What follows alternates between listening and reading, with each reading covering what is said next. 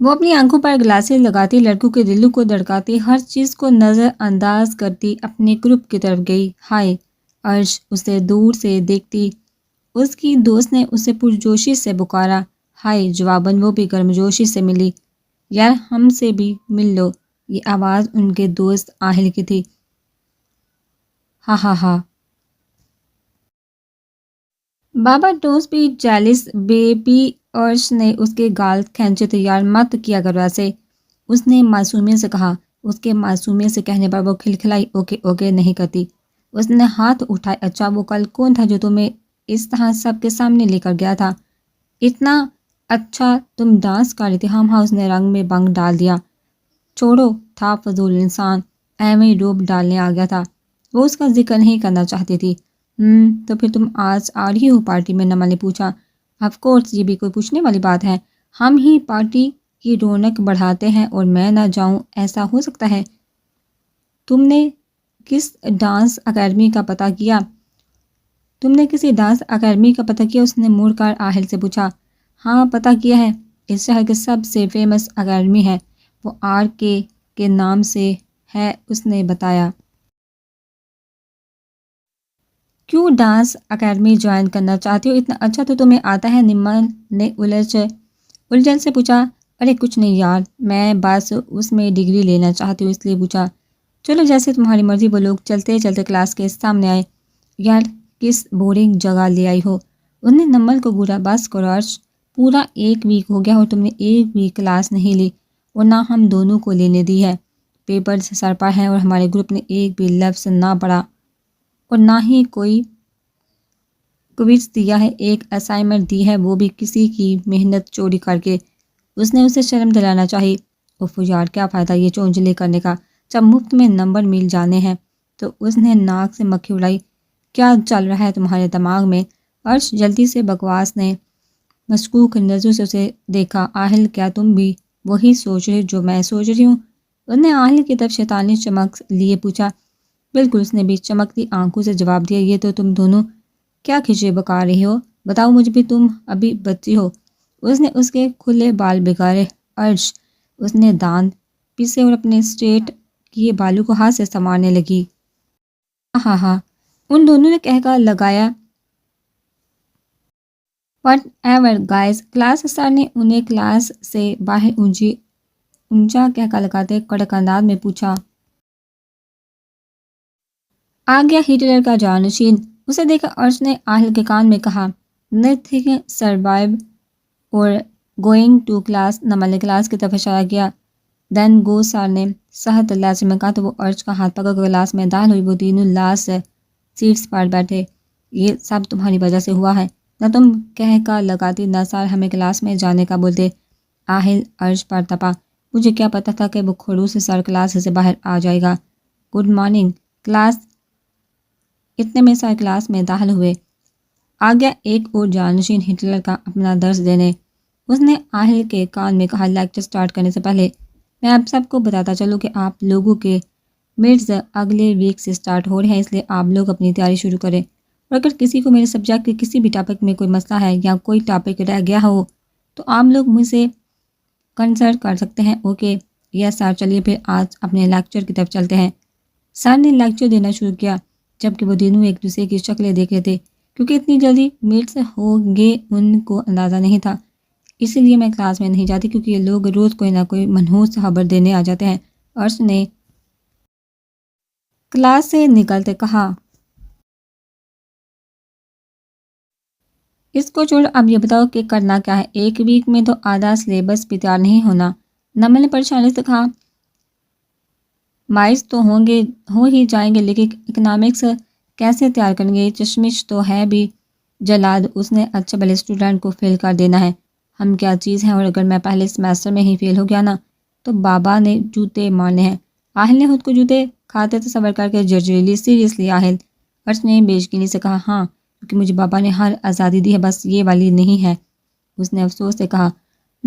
تم لوگ پریشان مت ہو، اس چشمش کا زیادہ مسئلہ ہے نا تو میرے پاس اس کا بھی حل ہے کہ ہم تینوں بنا پڑھے بھی پاس ہوں گے۔ انہوں نے شیطانی ارادوں سے کہا۔ ہمیں بھی تو بتاؤ کچھ، ادھر آؤ۔ انہوں نے ان کے کان میں اپنا شیطانی آئیڈیا سنایا کہ ان کے چہرے پر بھی مسکراہٹ آ گئی۔ اور وہ دونوں بھی ریلیکس ہو گئے۔ واہ ارش، لفظ کیا دماغ لڑا ہے تم نے۔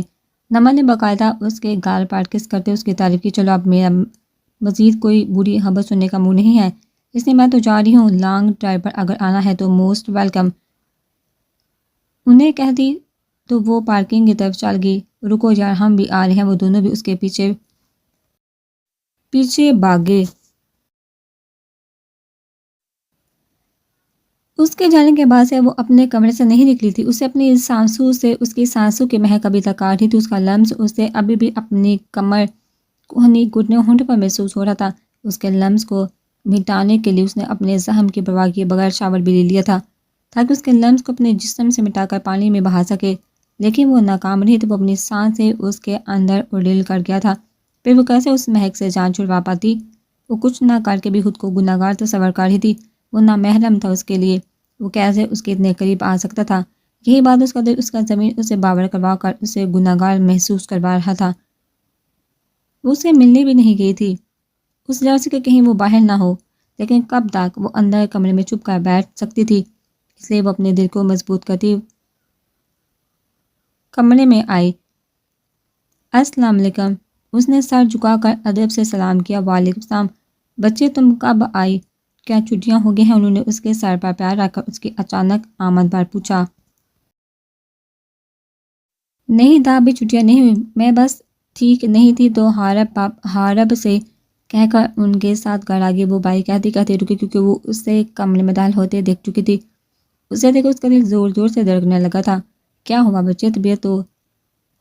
طبیعت کو دا نے پریشانی سے پوچھا۔ کچھ نہیں دا، بس راستے میں گر گئی تھی تو چوٹ لگ گئی تھی، اس لیے میں اس سے گھر لیا۔ جواب ہارب نے دیا۔ وہ دا کے ساتھ آ بیٹھا۔ اب اسوا اس کے سامنے تھی۔ بہت اچھا کیا تم نے، اپنے گھر میں تو سب ہیں، سب اس کا خیال رکھیں گے، لیکن وہاں اکیلی بچی کیسے رہتی؟ اس حالت میں دا نے اس کے فیصلے کو سراہا۔ جی بالکل، اس لیے میں اسے گھر لیا تاکہ اس کا اچھے سے خیال رکھ سکوں۔ اس نے اچھے پر زور دے کر اس کے چہرے کو دیکھا جو اس کے سامنے بیٹھنے پر متغیر ہو رہا تھا۔ لڑکی کہاں ہے بچے؟ دا نے اسوا سے پوچھا۔ وہ دا گھٹنے پر اور کوہنی پر اس نے سر جھکا کر جواب دیا۔ کیونکہ وہ ہارب اس کے چہرے کو ہی دیکھ رہا تھا اس لیے وہ سر جھکا کر بیٹھ گئی۔ مرہم وغیرہ لگایا؟ نہیں تو ہارب تم ڈاکٹر کو فون کرو، انہوں نے پریشانی سے کہا۔ دا ریلیکس رہے، مرہم بھی لگ گیا ہے اس کے سموں پر، اس نے انہیں ریلیکس ہونے کا کہہ کر اسے دیکھا زومانی سے کہا تھا۔ اسوا نے سر اٹھایا تو ہارب کی نظروں سے گھبرا کر وہ دوبارہ سر جھکا گئی تھی۔ میں چلتی ہوں دا، اس نے اس کی نظروں سے اوجھل ہونے کو کہا، جبکہ اگر وہ نہ آتا تو وہ ان کے ساتھ اور بیٹھتی تھی۔ کیا بچے تم آرام کرو، اور اگر کسی چیز کی ضرورت ہو تو ملازمہ کو بول دیں، انہوں نے اسے ہدایت دی۔ آؤ میں تمہیں چھوڑ دوں، اس نے کھڑے ہو کر اسے ہسار میں لینا چاہا۔ وہ گھبرائی۔ نہیں، میرا مطلب ہے کہ میں چلی جاؤں گی، اس نے سہولت سے انکار کیا۔ وزن پڑنے پر تمہیں درد ہوگا، اس لیے میرا ہاتھ پکڑ لو۔ ہاں بچے، ٹھیک کہہ رہا ہے وہ پکڑ اس کا ہاتھ۔ دا کے کہنے پر وہ مجبوراً اس کا ہاتھ پکڑ گئی۔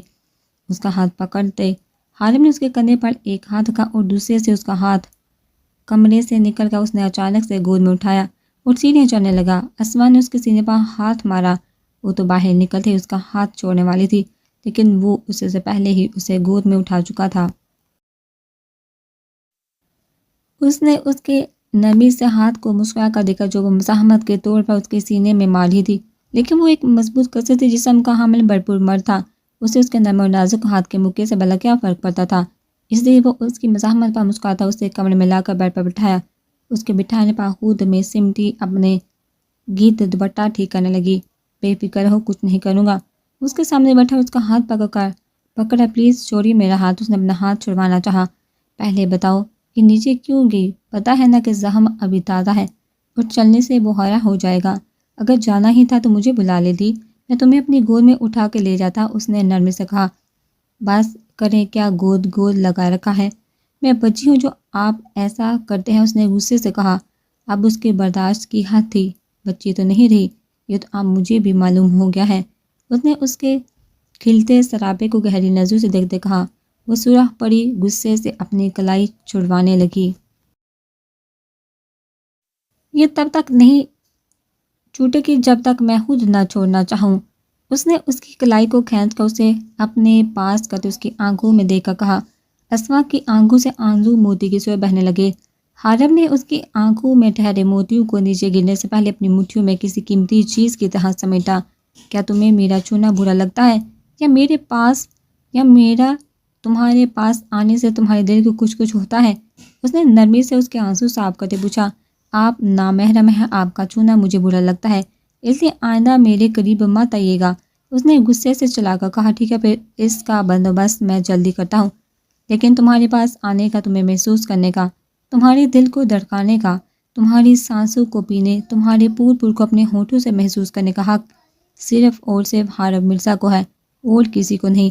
اس لیے اپنے پاس کسی کو آنے دینا تو دور کی بات، اس کو ذہن میں بھی مت لانا، نہیں تو نتائج کی ذمہ دار تم ہوگی۔ اس کے چہرے کو اپنے مضبوط ہاتھوں میں پکڑ کر اس نے جنونی انداز میں کہا، اور اس کی پیشانی سے اپنی پیشانی ٹکا کر کچھ پل اسے محسوس کر کے وہ خاموشی سے کمرے سے چلا گیا، جبکہ وہ اسوا برپا اونڈے منہ لیٹ کر رونے لگی۔ روتے روتے اسے عرش کی یاد آئی۔ اس نے اپنے آنسو پونچھ کر اس کا نمبر ملایا۔ وہ برق رفتار سے گاڑی چلاتی گاڑی میں کھڑی ہوگی۔ عرش، نیچے بیٹھو۔ آہل نے پیچھے اسے کندھے سے پکڑ کر بٹھایا۔ کیا ہے یار، ایڈونچر کا ہی تو مزہ آتا ہے۔ ہاں، اور اس ایڈونچر کے چکر میں ہماری اوپر کی ٹکٹ چاہے کٹ جائے، نمن نے چل کر کہا۔ مجھے کیا تم لوگوں نے کچا اناری سمجھا ہوا ہے جو تم لوگوں کا اوپر کا ٹکٹ کٹ جاتا ہے؟ کٹ جاتا؟ میں تمہارے سامنے کئی دفعہ ایسا کر چکی ہوں، آج تک ایسا کچھ نہیں ہوا، تو اب بھی نہیں ہوگا۔ اس نے لاپرواہی سے کہا۔ ہر دفعہ اگر اللہ ہمیں بچا لیتا ہے تو اس کا یہ مطلب تھوڑی ہے کہ ہر دفعہ وہی غلطی دہرائی جائے۔ یار تم میں نا کبھی کبھی ماں بھی والی روح آتی ہے نہ، تو قسم سے بہت بری لگتی ہو۔ تمہاری تو شوہر کے نصیب ہی جل جانے ہیں، تمہاری جیسی امامی کے ساتھ۔